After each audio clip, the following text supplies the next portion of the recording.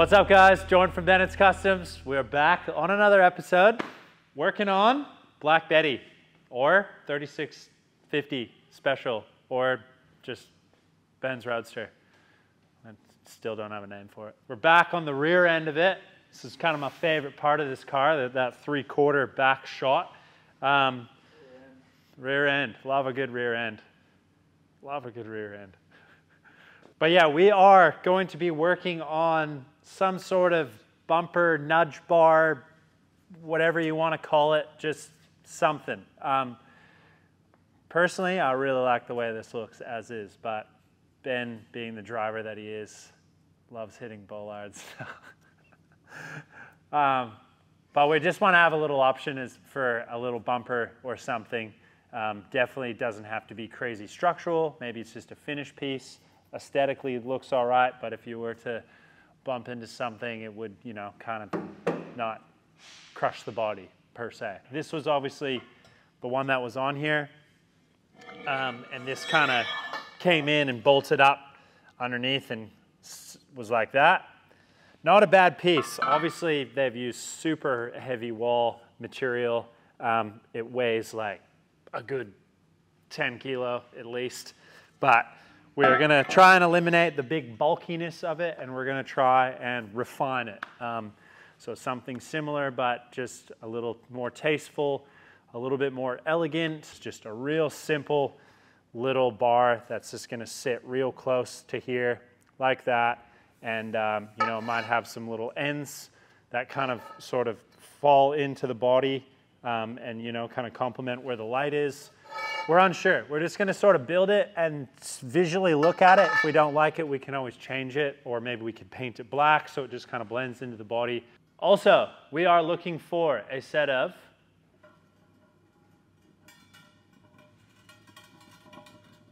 Mercury hubcaps for this Roadster as well. The tires and wheels are going to get changed over to a 40 Ford set of wheels just like this, and we are looking for 4 really nice, I believe it's 46 Mercury hubcaps. Also, as mentioned in our previous video, we are going live this Monday, October 16th at 8 a.m. Western Australian time, which is 5 p.m.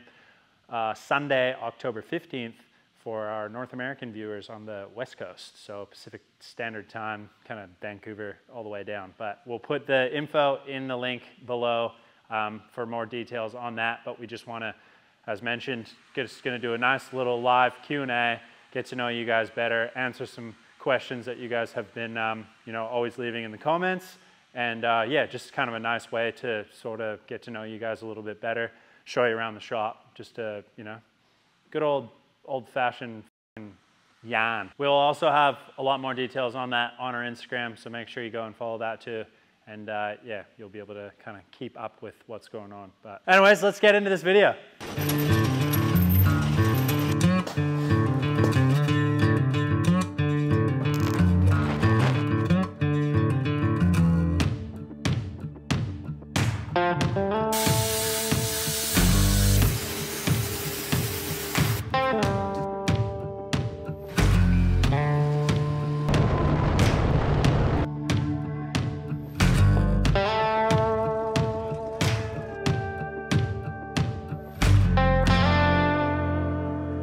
Okay, so we've kind of just still spitballing some ideas. This is going to be option 1.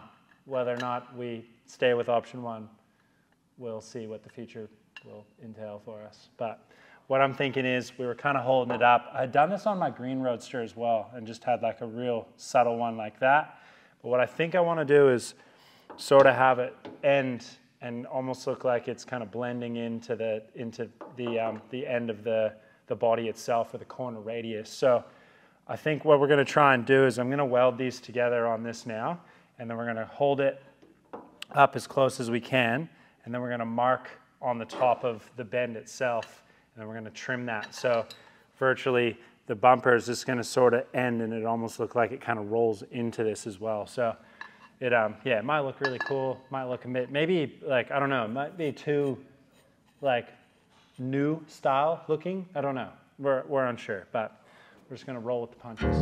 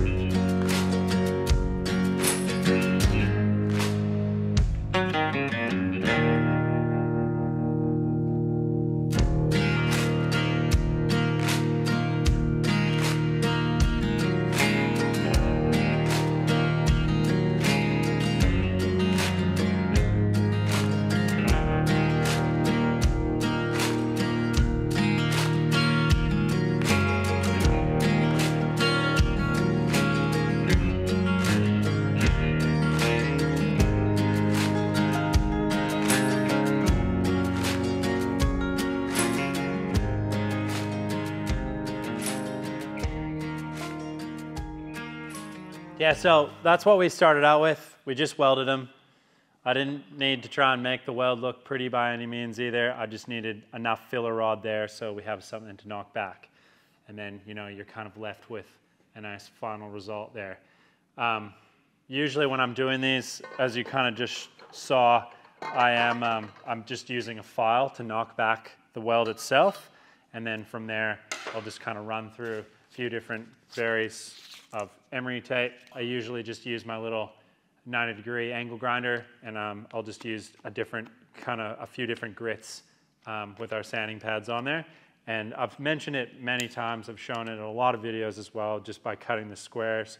And you know, you're getting that kind of nice little bit where it kind of blends a little bit easier. So you're not taking too much out. It's kind of more of a softer, or you know, kind of forms over what you're trying to do. So definitely helps when you're sanding it out. And then I just use the DI sander. I got a soft pad on there, and then just a couple different grits of sanding paper. Once that's finished, then I'll be able to kind of measure it out, and I'll cut these off. I'll cap those, we'll weld those up as well, kind of blend everything to make it look really nice, and then we'll kind of hold it up and see what it looks like. But yeah, just thought I'd mention, you know, it's always nice to have a little bit of material on there to be able to knock off. You definitely don't want your weld to be kind of pulling in and taking material from your stainless itself. So it just makes it a little bit easier when you're trying to eliminate it. If I was leaving the weld, I could just fuse it, or, you know, then you would want to try and add some filler rod and make it look like a really nice weld, but because we're sanding it off, it doesn't really matter. All right, so I just cut them in the saw. We took them off. I'll show you what I did. Basically, that was our 90-degree there, and I moved it in about 5 degrees just to get a little bit of angle on this. And that angle here will allow it to kind of form to the side of the body. So now that that's cut, and we have this piece, we're going to hold it up to the car and see if it even looks remotely good. And if it does, then we need to cap these ends. So I'll just use a little bit of flat stainless, put it on there, we'll trace it out, trim them, put them on, weld those up, flush them all, make it look real nice. But let's have a look.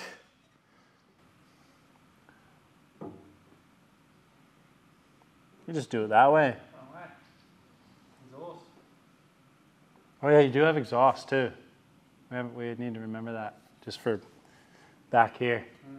It might look a bit plain, but you know, add 2 tailpipes, it's going to add a lot. But that's about it. So what I'm thinking is, mount-wise, we'll figure something out. But yeah, if it's polished, I think it'll kind of match into these. It won't be too much. And then obviously number plate, or we make a little thing that comes off here, and the number plate can float in there, maybe with a little light or something like that. It's got a nice little distance between it, kind of as close as we can get it, really. And I kind of like how it, you know, it sort of forms and then kind of turns before the corner, so it's almost like it goes into the body, and then your tail light one kind of comes out the side. So yeah, I think it looks kind of neat, actually. So what we need to do, cap these ends.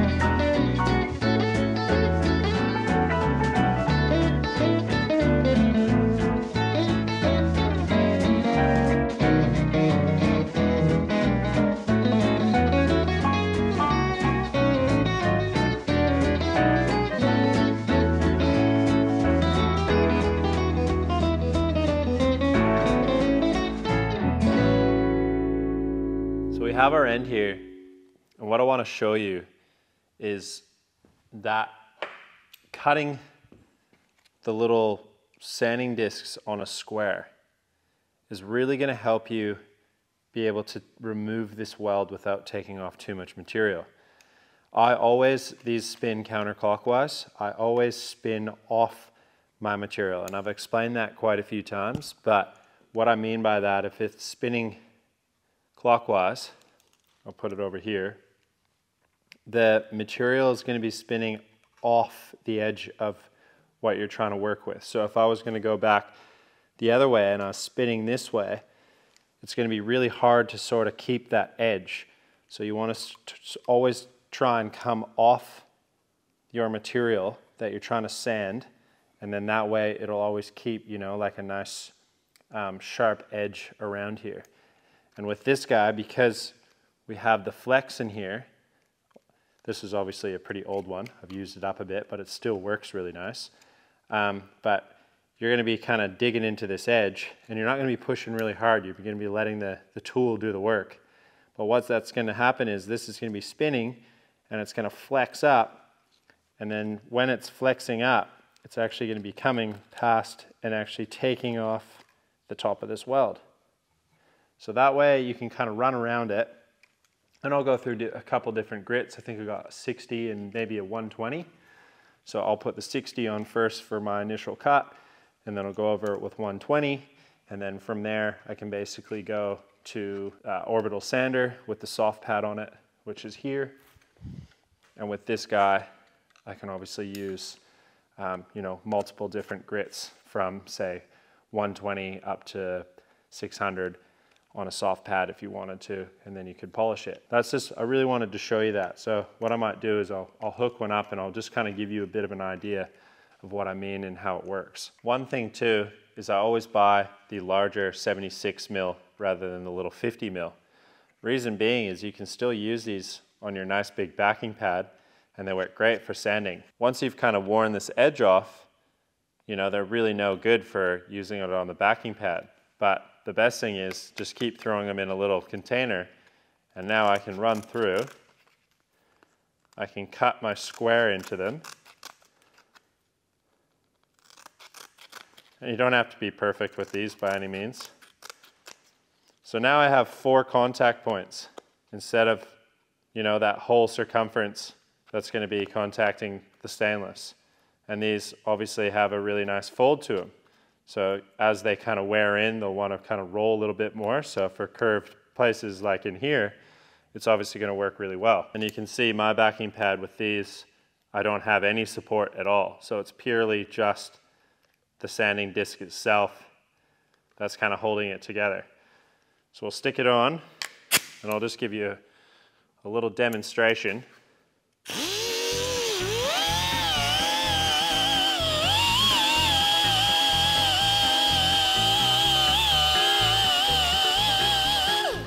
And it works pretty fast in areas that obviously don't have a lot of weld. So you gotta be, you know, that's where I was saying you don't wanna be pressing too hard. You just kinda wanna let the, you know, you're just sort of trying to finesse it, and you're just letting the tool do the work.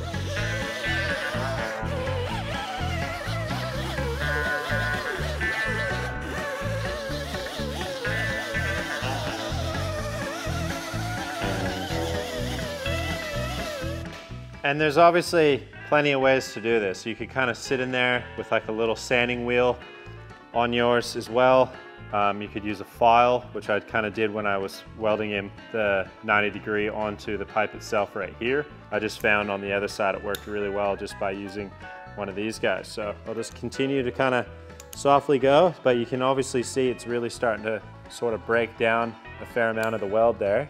Right, so what I'm gonna do is I'm just gonna continue to just kind of smooth this out a little bit, and then I'm gonna change up my grit. So I'm gonna go from 60 down to 120, smooth that out, and then I'll jump on to the DA, and we're gonna kind of sand this around, and then I'll give you a closer look at what we're gonna try to achieve.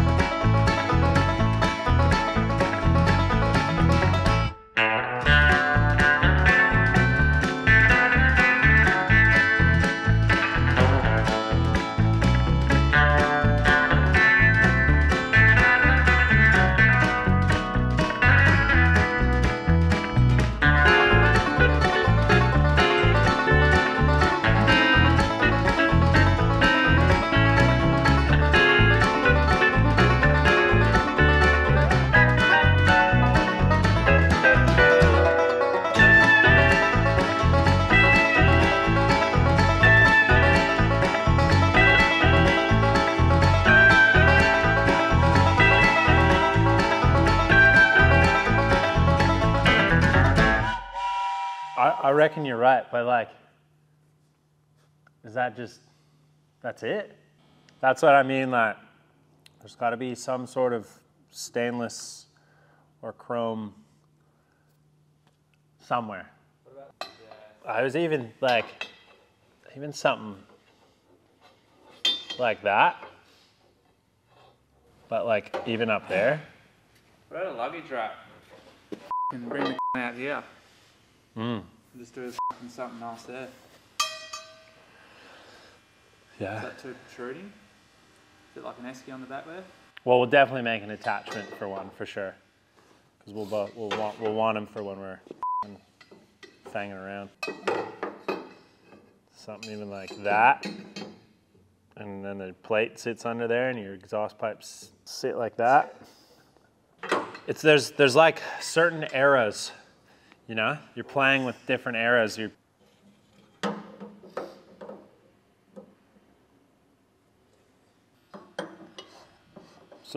But we bring it in shorter, so it's not so extreme.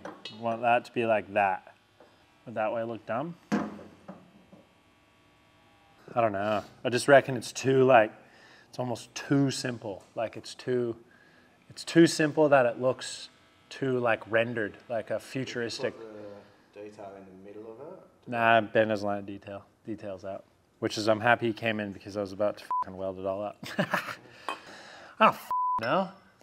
All right, so basically Ben and I, off camera, have sat here and debated what looks good, what doesn't look good for like almost probably over an hour.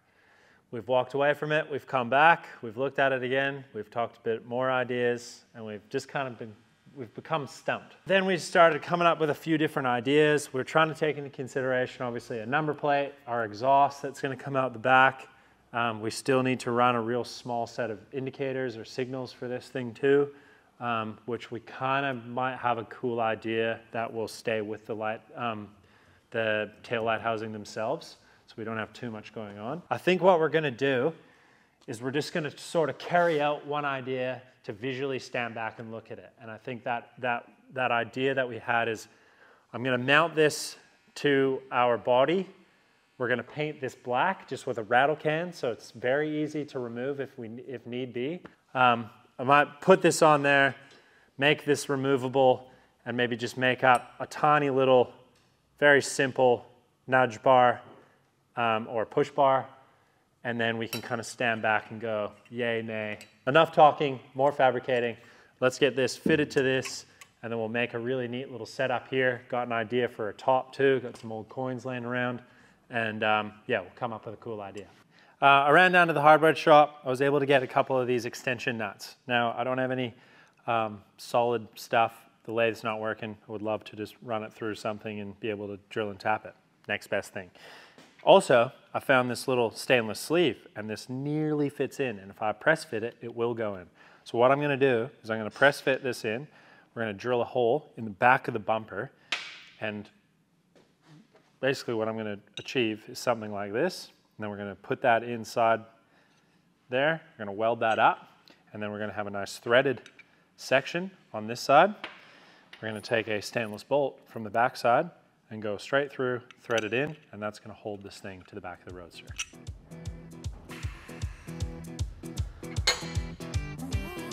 No idea if this is gonna work. Oh my gosh. Oh, yeah, that's pretty cool. Out in stormy weather, I might have the blues, but nothing ever stopped me. I think that's it. From dusting off my shoes, you might think you'll see me falling to the ground, but I threw up my umbrella when rain stops hitting down. Yeah, on a bad day, on a good day, I don't need no sunshine, 'cause I'm dancing with the rain. You will see me running, thinking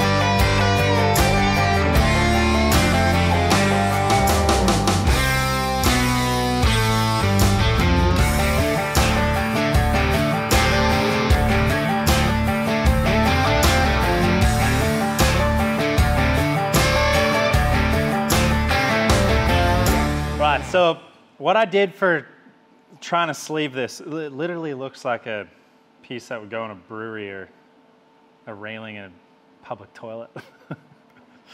But what I did, I kind of used those extension nuts that I pressed into here for our mounts. I did something very similar for this. So what I had done was I took a bit of 15 mil by 3 mil stainless tubing. I cut it in half. I kind of formed it around so it would, you know, hug this relatively nicely.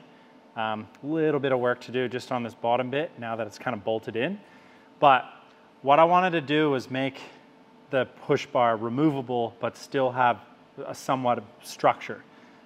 So what I did was basically the first piece of our tubing has now that extension nut welded into it. So it's got a lot of thread. On the back side, the other piece is held on there by this bolt, and the bolt is going into the extension nut, which is then sandwiching the two of them together. So it's like, you know, it's relatively strong. It looks quite nice.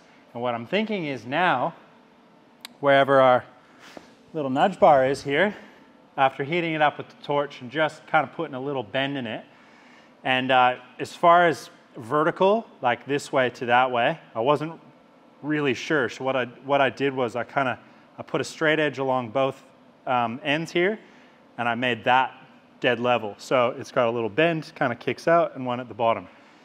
Now I can kind of stick this over top of that piece there.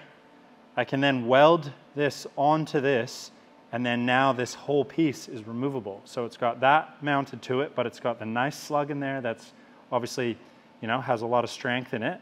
And I mean, you wouldn't go hitting this at 100 miles an hour, it'd probably bend, being thin wall stainless. But for looks purposes and, you know, the odd nudge if need be, I think it would actually look all right. What I need to do is, I'm going to set this back up in the vise now. We're going to get this level both ways and square.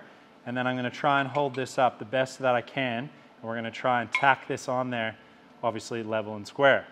Once that's done, I'll be able to do a really nice pass all the way around it. And then I'll use the TIG brush to take away my, my heat lines, or your kind of witnesses from where your heat marks are.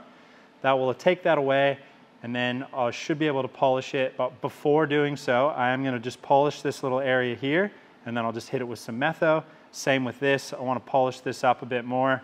I might even actually just do the end caps quickly while it's not attached to this, smooth those all out, and then we can kind of hold it up, get it into place, clamp it down, weld it, polish it, job done.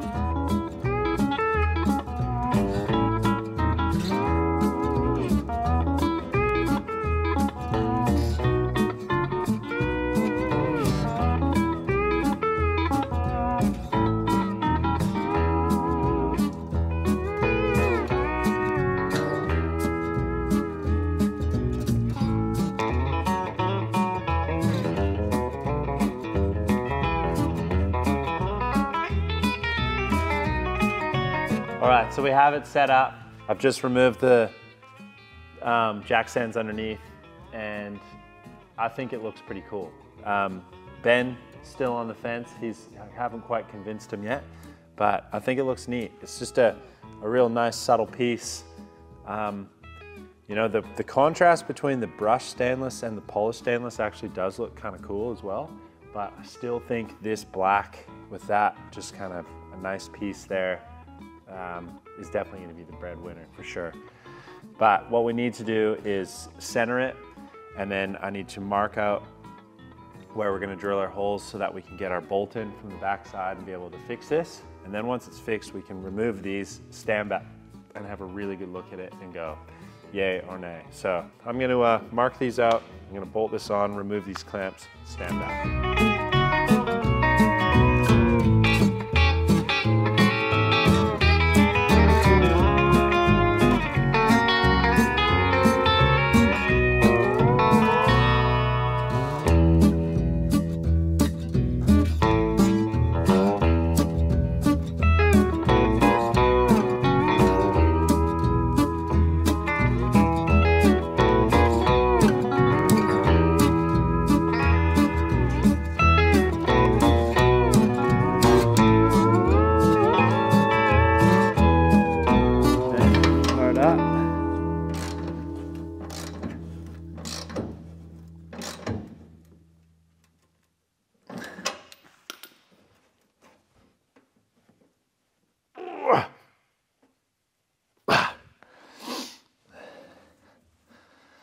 Just testing the,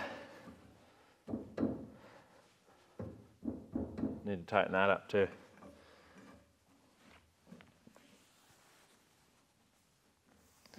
I don't think it looks all that bad. That's cool. I don't mind that at all, actually. What we need to do is put a number plate on it. I think a number plate's kind of key.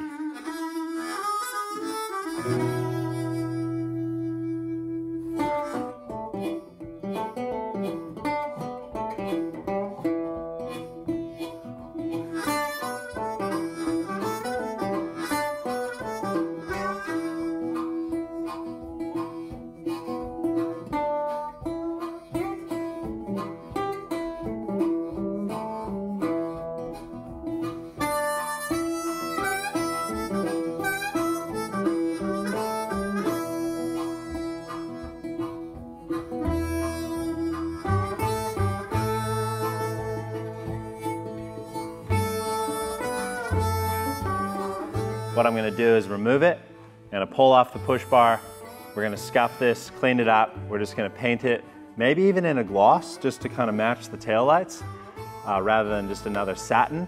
And then we'll let that dry, reinstall it, put on our little, we may even just reinstall it, then we'll film it, just see what it looks like, just black with nothing on it, and then we'll stick our little push bar on there and see what it looks like.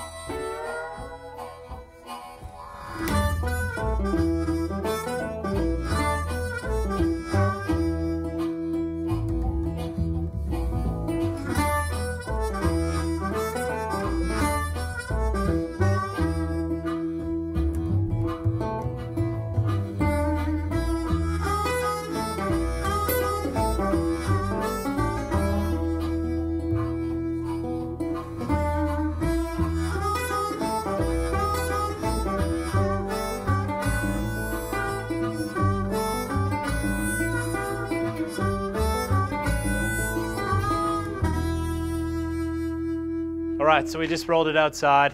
It's nice to, as I mentioned, get it out of the shop and, you know, kind of have a bit of breathing space around it. Nice clean background, and you can kind of just stand back and see whether or not we you know, tick the box or not. And I definitely think painting it black was definitely key. I also like the contrast between the kind of the gloss black and the satin as well. So the gloss and the stainless sort of match each other. So we have, you know, the taillights that came with the gloss black and our nice stainless ring. And now we got the gloss going through the rear bumper, and then our little nudge bar just being polished stainless. I think it looks really cool. And, you know, adding a number plate, obviously that's not going to be the one we're running, but just the shape, it really kind of brings it in together. And, you know, I definitely think there can be some really cool ideas I definitely have with using our number plate and just building a really nice sort of, you know, stainless piece that goes around it. Maybe even something cast, but that'll be in a future video, which will be really cool. Also, Monday coming, I believe is the 16th in Australia. We are going live in the morning at 8 a.m. So we'll have the time difference and link in description. And for more info, just jump over to our Instagram as well, and we'll kind of keep you posted on that. Would love to see quite a few of you guys jump on board, and we can just have a chat, show you around the shop if you want, or, you know, just any questions you guys have. It'd be really good to get to know you guys a lot better. So yeah, anyways, enjoy. See you Monday.